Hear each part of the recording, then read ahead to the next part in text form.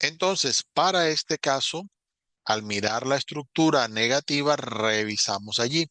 Vamos a utilizar el sujeto, vamos a colocar el auxiliar. El auxiliar, en este caso, como observamos, es diferente del presente simple, es did not o puede ser didn't si se hace en ese caso esa parte de contracción. Ya sabemos, el auxiliar va a indicar el pasado, va a indicar la negación. No hace falta más en esa parte. Entonces, ténganlo presente en este caso. Así como el ejemplo que tenemos arriba, si decimos una frase en pasado simple, como yo tenía un juguete, cuando vamos a colocar otro verbo, por ejemplo, yo quería, entonces ya no puedo decir yo quería, tenía un juguete, sino yo quería tener un juguete. Ya el verbo principal de la frase va a quedar en su forma básica, ya no va conjugado. Esto es importante que lo tengamos en cuenta. Los auxiliares, así como do y does en presente o did en pasado, funcionan como si fuera otro verbo. Simplemente está dando una condición, un estado, una característica de la frase. En este caso, lo que el did not está mostrando es que tenemos una frase negativa y una frase en pasado. El pasado es por el did y el not, pues obviamente indica la negación y obviamente ya el complemento como lo veníamos viendo. Bueno, vamos a colocar acá, seguimos en esta parte. Entonces, aquí tenemos las frases de forma negativa. Por ejemplo, oh, you did not draw that. Tú no dibujaste eso. O he didn't play football yesterday. Él no jugó fútbol ayer. En ese caso, recuerden play, así como ocurre con varios verbos que venimos viendo, es un verbo que requiere siempre indicar un complemento, es decir, indicar qué fue lo que se hizo en la acción. No es solamente decir he didn't play. Él no jugó. ¿Qué jugó? Jugó fútbol. Entonces, bueno, de esa manera ya el complemento nos indica la característica en ese caso. Comparemos con las frases que aparecen en presente. En presente tenemos el mismo orden de sujeto, verbo y complemento. ¿Sí? Vamos a usar los mismos pronombres. Ah, claro, tenemos I, que significa yo. Si hace un momento, recuerden que la palabra yo en inglés, que es solo una letra, va siempre en mayúscula. Esa aclaración siempre me gusta hacerla porque muchas veces se puede olvidar. Como hemos dicho, you significa tú, significa usted cuando va en singular, pero en plural también significa ustedes. Recuerden que en tercera persona hay tres opciones. No está de más volver a aclarar. He y she significan él y ella, se utilizan para personas. En algunos contados casos se puede utilizar con animales para especificar que son macho o hembra, pero incluso las personas que le tienen cariño a los animales utilizan fácilmente it. Para ese caso no es mal visto y el it también va a aplicar a objetos y a lugares en general. El we que significa nosotros y nosotras, el they que significa ellos y ellas. Vamos en el mismo orden, pero como hemos venido viendo, tanto estas frases afirmativas como las frases negativas van a tener en esa parte la misma estructura de sujeto, verbo y complemento. La posición del auxiliar siempre va a ser antes del verbo. Esto sí, quiero que quede claro, que no se vaya a olvidar, porque es una forma fija, igual que lo vimos en presente simple, y por lo tanto, una vez se la aprenda, ya todo el vocabulario va a entrar en ese orden. Ya ustedes conocen los pronombres, ya conocen el auxiliar, simplemente van aprendiendo algunos verbos y miran con qué se complementan. Y ya con eso ustedes tienen precisamente las herramientas necesarias para hacer frases en inglés. Cuando pasamos a la parte interrogativa, para la parte interrogativa vamos a empezar viendo las preguntas cerradas. En este caso existen preguntas cerradas y preguntas abiertas. Las preguntas cerradas son preguntas que solamente se responden con yes y con no. Puede haber de pronto algún punto adicional allí, digamos, en algún momento que de pronto haya I don't know porque no lo sé, o que haya un maybe porque de pronto puede que sí, puede que no, pero en general son preguntas que no aportan más información más allá de saber si sí o si no, o de pronto inclusive quedar en la incertidumbre porque si la otra persona no sabe o no está segura de las opciones, pues no da más información. Pero aparte de eso, no hay más. En esta parte, así como lo vimos en presente simple de la misma forma, tenemos el auxiliar al principio de la frase. En este caso, obviamente, en lugar de do o de does, vamos a colocar el auxiliar did al principio. Ya de esa forma, pues queda clara esa parte. Obviamente va a ir el mismo orden que venimos viendo, sujeto, verbo y complemento. Sin embargo, recordar la posición del auxiliar es importante primero para que ustedes puedan hacer preguntas y segundo para que ustedes puedan comprenderlas. Cuando ustedes escuchan una frase que empieza con did, ustedes deben prepararse porque lo que sigue y lo que van a escuchar es una pregunta y por lo tanto ustedes deben dar información. Allí tenemos los ejemplos de preguntas. Tenemos, oh, did I live in Spain? Yo viví en España. Oh, quién sabe, yo creo que no. Ah, did we eat the whole cake? Oye, nos comimos todo el pastel. Todas estas son preguntas. Pero si vemos el orden comparado a las frases afirmativas que acabamos de ver hace un momento, en esa parte queda la misma organización de la frase, solo agregamos el did, así como agregamos el signo de apertura de pregunta en español. Por cierto, recuerden eso, en español hacemos signo de apertura para abrir y cerrar la pregunta. En inglés y en los demás idiomas en general, solo el de cierre, no hace falta más. Y de hecho, viendo el did que ya indica la pregunta, pues es hasta irrelevante. Bueno, para esto, una notica aquí en esta parte. Recuerden que ya a partir de ese punto se debe tener en cuenta el auxiliar did para formar las estructuras. Lo que acabamos de ver es lo mismo que ustedes aprendieron en presente simple en cuanto a cómo se organizan las frases. La única diferencia es que obviamente en su forma afirmativa debe ir en pasado y debemos usar did en frases negativas y en pregunta. El verbo auxiliar did va a acompañar obviamente al verbo principal para hacer la indicación de las respuestas, de las preguntas, de todo. Recuerden como lo vimos en presente simple y lo he nombrado varias veces lo del presente porque es un tema que sé que ya manejan mejor. Hay que recordar que la palabra did cuando va como auxiliar o como pregunta no traduce nada, simplemente indica el pasado o indica la pregunta en pasado si llega a ser el caso. Y de la misma forma que hicimos con ese tipo de preguntas, cuando ustedes tengan una pregunta de sí o de no, que son las que estamos viendo, deben responder en ese caso de la misma manera, utilizando el auxiliar o repitiendo el auxiliar. Am, digamos, did you eat spaghetti? Si tú comiste espagueti, entonces ahí puedes responder, oh, yes, I did, para decir que sí lo hizo, que sí comió espagueti, o no, I didn't. Ya depende de el tipo de verbo que vayamos a colocar. Miremos eso con un ejemplo, creo que nos puede ayudar precisamente en esa parte. Mm, vamos a colocar el ejemplo.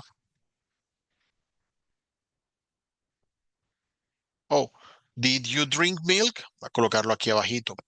¿Tomaste leche? ¿Cuáles son las opciones? Oh, yes, I did o no, I didn't. Ese sería el caso. Vamos a colocarle el apóstrofe que faltó aquí y marcamos las preguntas. ¿Por qué se responde con did y con didn't? Pues son preguntas de yes y no. No se responde solamente yes o solamente no. Eso se suena raro en inglés.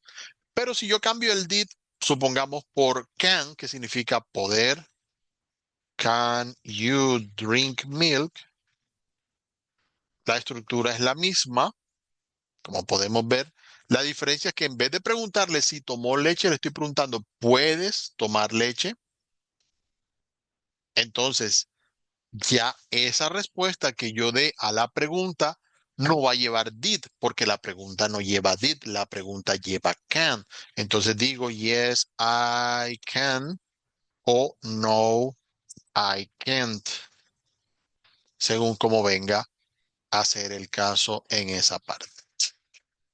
¿Ok? La estructura es la misma.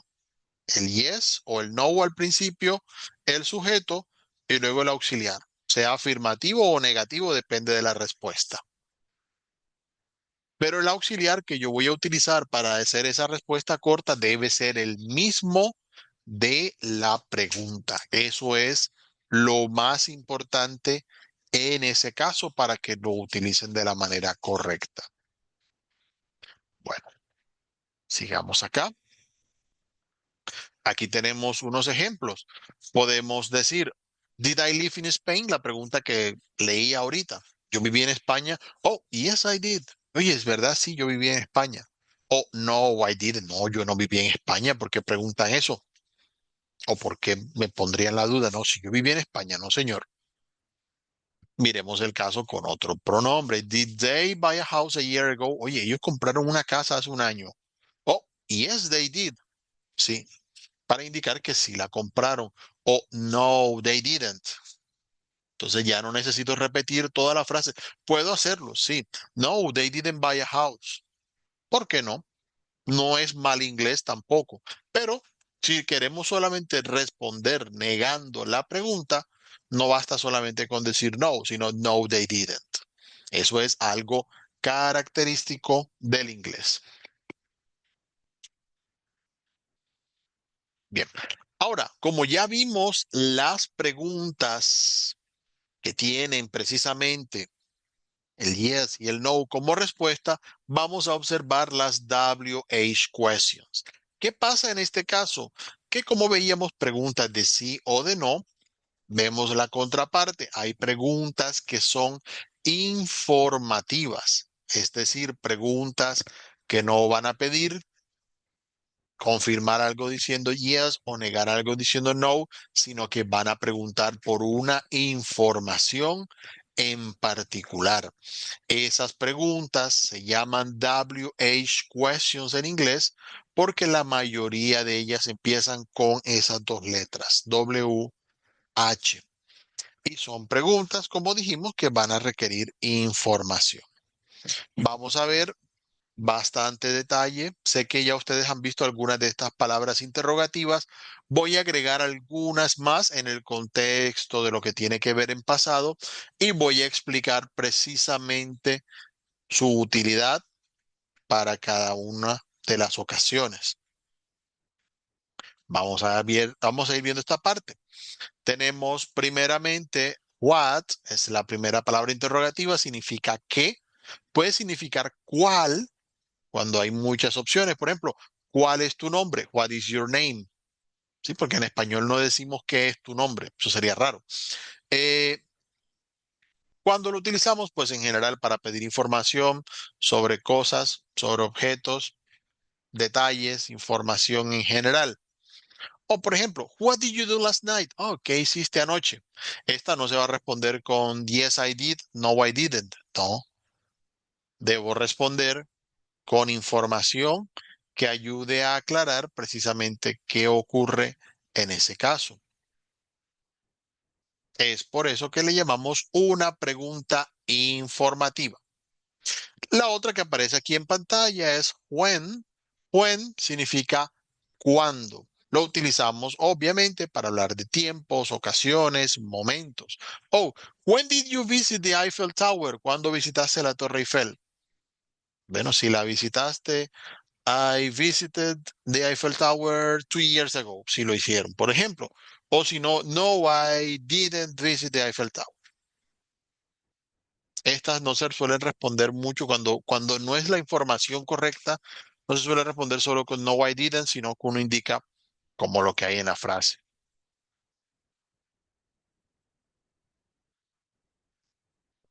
Podemos utilizar where, que traduce dónde, para indicar en este caso la ubicación o posición de algo. Oh, where did you study English? ¿Dónde estudiaste inglés? Por ejemplo, para esa parte. Podemos tener también what time, ya que hablábamos de cuestiones de tiempo con when, what time se utiliza específicamente para la hora. A veces en español decimos, ¿cuándo nos vemos? Ah, nos vemos a las 2, pero si queremos es especificar la hora, no es tan común en inglés en ese caso usar when, sino que utilizamos what time para preguntar las horas específicas de algo. Oh, what time did you have lunch yesterday? ¿A qué hora almorzaste ayer? Entonces, bueno, ya ahí se va a indicar la hora, ¿sí? Porque si yo pregunto, when did you have lunch? Yo diría, I had lunch every day. Yo almorcé todos los días. Sería un poco rara la frase en todo caso. Entonces, si vamos a preguntar con cuestiones de tiempo, no usamos when, sino que usamos what time cuando se refiere específicamente a la hora o al momento del día que marcamos con hora, tipo noon, midnight, cosas así. Tenemos what for. El for ya sabemos es el para, entonces what for es para qué. Aquí pasa algo. Es común para algunas personas utilizarlo de esta manera, colocando el what al principio y el for al final. También van a encontrar gente que utiliza for what, es el mismo significado. Se considera, y esto ya es una cuestión aquí por agregar un detalle sobre lo que hay en inglés, que normalmente las frases en inglés no deberían terminar con una preposición. Entonces, los que son un poco más recelosos de esa opción pueden usar for what. Ahí tenemos el ejemplo. What did you use the money for? Oye, ¿para qué usaste ese dinero? Pero también pueden encontrar gente que les diga for what did you use the money? Sigue siendo la misma pregunta. Es simplemente para preguntar la razón, el por qué, el motivo. ¿Sí? Y sí, para esa parte también conocemos why, que es por qué, pero en realidad en este caso no pegaría de preguntar why did you use the money, ¿sí? Y ahí sería como otra forma.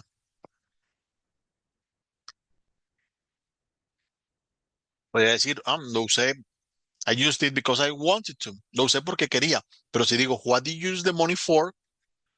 Es para saber qué se hizo con el dinero, no el por qué se usó el dinero tanto, fíjense, sino para qué. No, I used the money to buy a motorcycle, usé el dinero para comprar una moto. Puede ser, son usos diferentes. Tenemos which, que significa cuál. A diferencia del what, que hace un momento decía que what significa qué y cuál, ese cuál del what es para hablar de cosas en generales. Si yo le pregunto, what is your name? Si yo no sé su nombre y lo estoy preguntando, hay decenas, miles de posibilidades de nombres que puede tener. Pero si estamos preguntando con which, es muy probable que haya un número reducido de opciones, usualmente dos, tres, algo así. Vamos a preguntar simplemente una elección o una alternativa de las opciones que hay. Por ejemplo, which movie did you watch last Saturday? ¿Cuál película te viste el sábado pasado? Suponemos que había algunas opciones o seleccionaron algunas o fue a cine y pues de lo que hay en cartelera escogió una. En todo caso, vamos a entender por el contexto que se está preguntando de una situación ya conocida con opciones bastante reducidas. Tenemos who. Who significa quién y sirve obviamente para preguntar por personas. Por ejemplo, hey, who was Robin Hood? ¿Quién fue Robin Hood? Bueno, ya es una pregunta que podemos hacer en pasado para mirar en esa parte. Tenemos otra opción que es whom, aunque esta, debo decir, no es tan común, pero si la encuentra, quiero que sepan identificarla. Es para preguntar a quién. Por ejemplo, whom did you see last week? ¿A quién viste la semana pasada? Aunque muchas personas, ya esto de manera más informal, simplemente preguntan who did you see last week? Y ya, no hace falta mucho más, pero es bueno que conozcan la expresión porque la pueden encontrar en algunos casos. Tenemos whose. Whose significa de quién, para preguntar precisamente el dueño, la propiedad de algo. Entonces en esa parte colocamos, por ejemplo, whose camera did you use to take that picture? Oye, ¿de quién era la cámara o la cámara de quién usaste para tomar esa foto? Es una pregunta en la que indicamos la pertenencia, se nos va a responder precisamente con algo relacionado a esa parte. Tenemos how y es lo que vamos a ver en el resto de la sección, ya que how primeramente traduce cómo, pero tiene múltiples usos a la hora de hacer preguntas. Por ejemplo, how, cuando va solo, puede preguntar la forma, manera, condición, calidad de algo. How did you learn about this course? Oye, ¿cómo te enteraste de este curso? Es una alternativa y ahí preguntamos la manera en la que ocurre algo. Sin embargo, con how podemos hacer combinaciones que nos permitan precisamente expresar otro tipo de preguntas. Lo más común es con adjetivos. Por ejemplo, how long. How long puede significar qué tan largo o cuán largo en el sentido de distancia o puede ser en el sentido de tiempo. How long was the road trip? Oye, ¿qué tan largo fue el viaje en carretera?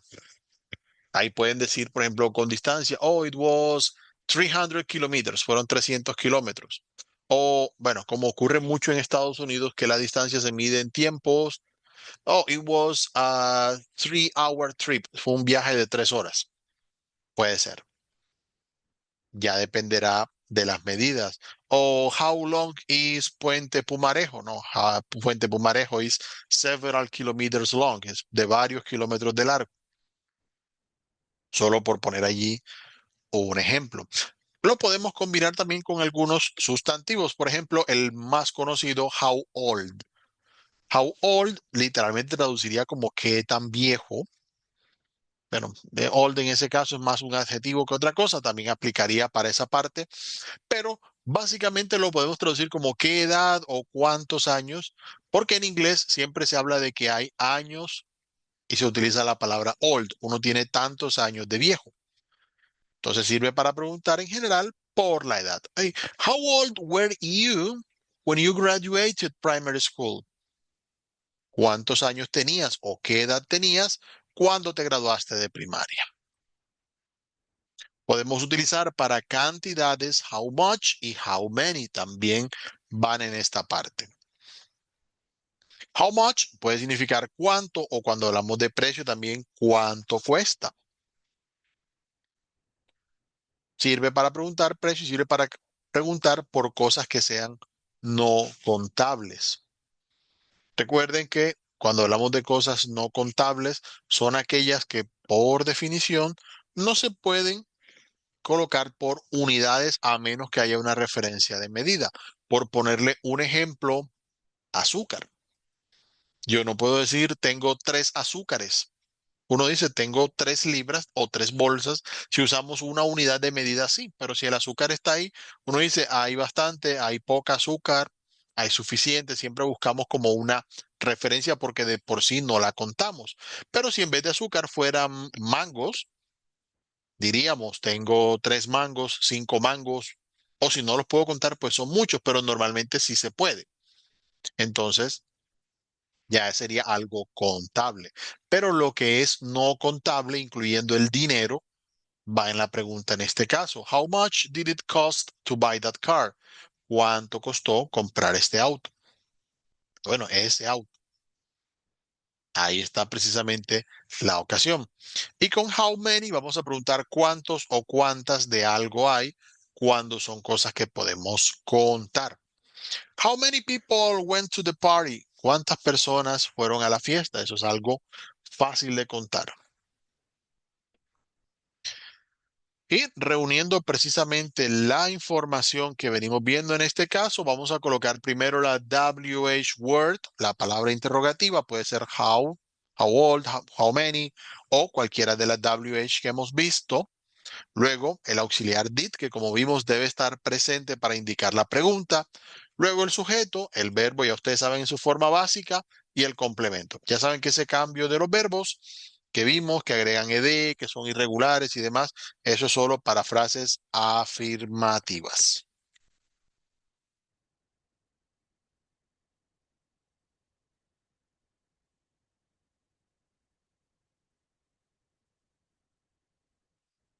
Bueno, aquí tenemos algunos ejemplos de esa parte. Por ejemplo, when did I live in Spain? Oye, ¿cuándo viví en España, verdad? Puede ser una pregunta. How far did she fly in a helicopter? ¿Qué de tan lejos? Ahí combinamos how con un con un adjetivo. ¿Qué tan lejos voló ella en un helicóptero? How did it bark so loud? ¿Cómo es que él o ella ladró tan fuerte? Allí va a depender. Como dijimos, como it puede ser para objetos o por ejemplo animales en este caso. Recuerden, si es un animal en masculino o femenino, por ejemplo, si es un perro y es macho, yo digo, ¿cómo ladró él tan fuerte? ¿O cómo fue que él ladró tan fuerte? Bueno, ya depende cómo quieran hacer la pregunta, pero la idea es esa precisamente. Recuerden que it puede traducir él, puede traducir ella, dependiendo en español de qué estamos hablando. Pero el orden que venimos viendo, la palabra interrogativa, el did que indica la pregunta y luego sujeto, verbo y complemento como siempre lo hemos visto. No hay que darse mucha mala vida con eso. Bueno. Ahora que ya hemos visto esta parte, ya complementamos lo que teníamos de la ocasión anterior, les recuerdo, y a esta parte espero que hayan llegado antes de proceder con lo que viene en el correo, con lo que van a ver allí. Vamos a ver primeramente en las evidencias un test, es bastante breve, simplemente preguntas sobre pasado simple, tipo de preguntas que acabamos de ver. Y lo segundo que les voy a solicitar para esta semana es un envío de una presentación sobre eventos, momentos personales. De eso también les voy a mandar el documento de la guía que va relacionada con esa actividad para que ustedes lo realicen. Aquí les dejo los recursos. Esto también va al correo. Van a recibir, en ese caso, un video que indica, recuerden que se los había comentado la ocasión con la clase anterior, la pronunciación de los verbos en pasado para que ustedes puedan hacer la comparación. Ahí está el enlace. Si necesitan, por ejemplo, para el tiempo pasado simple, también está el enlace allí disponible. Es un video donde ustedes van a ver la práctica de varias preguntas y frases en pasado. Y el enlace al test. Este test es cortico, como les dije, es en línea. Son preguntas de selección múltiple donde ustedes van a poner en práctica lo que han visto y de esa manera participan en esta actividad de aprendizaje. Recuerden, una vez lo reciban, primero observar todo lo que hemos explicado, estudiar estos temas para que sea mucho más fácil para ustedes. De esa forma, voy a estar muy atentos a sus participaciones. Recuerden mandarlo todo. Estén muy pendientes. Si necesitan preguntar, me pueden mandar un correo electrónico o de preferencia para que sea más fácil, lo pueden hacer directamente en el grupo que vamos a estar allí en WhatsApp. Recuerden, yo sé que algunos ya han estado preguntando por WhatsApp y tenemos esa opción para ese caso, para que sea para ustedes más fácil participar y pues estaré al tanto de esto. Y ya en próximos días les voy a estar enviando la siguiente clase, los siguientes materiales y que de esa manera vayamos avanzando en su aprendizaje.